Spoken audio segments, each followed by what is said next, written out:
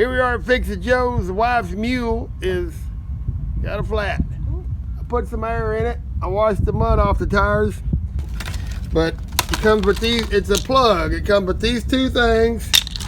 And here's the plugs that it comes with in this. It looks really old. This is from, it was Pittsburgh. Well, they cut the top off. But pretty sure it come from Harbor Freight, which I'd have to look on the internet. You can see how yellow this stuff is.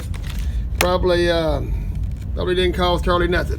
But my wife wants her mule fixed. So here, lovely wife, can you video this? I'm gonna show people how to do this, and you also.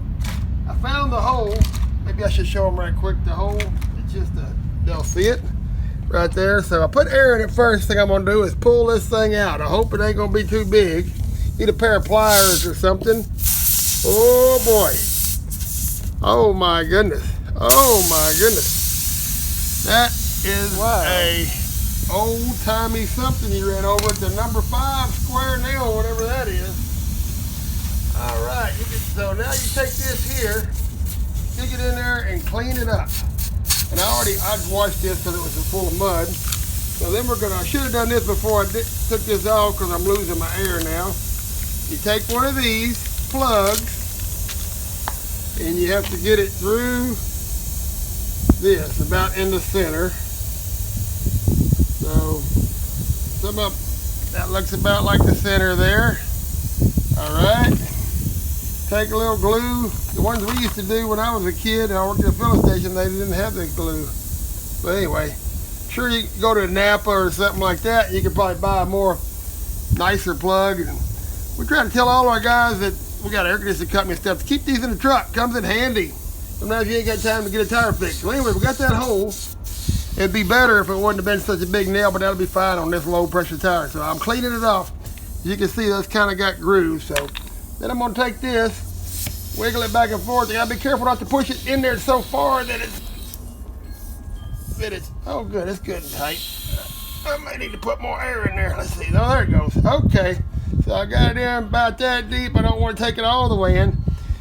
Used to twist it and pull it out on the old one, but I think on this one, I think you just pull it out. There you go. And that's it. Comes with a little knife, I guess, so you can cut this off. So you're talking about 5 minutes. That's much easier than going to town, taking the tire off, going to town, and paying somebody to fix it. Fix It Joe's! Okay, so that's all it is to getting this thing going. But so you may want to you can get a 12-volt pump and make them plugs into your cigarette lighter. A long stitch of cord that'll reach any tire on your truck or car. Very nice to have. And you can get a better, that little set there is good, or you can get a more heavy duty, like from Napa. And maybe AutoZone or O'Reilly probably has some better ones too. You can get them anywhere. Walmart, I've got them at Walmart before.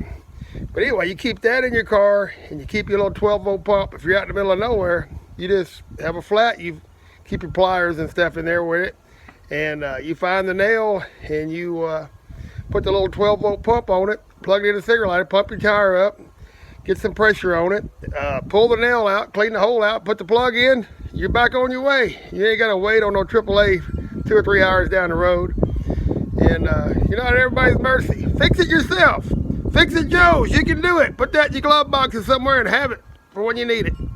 Good day.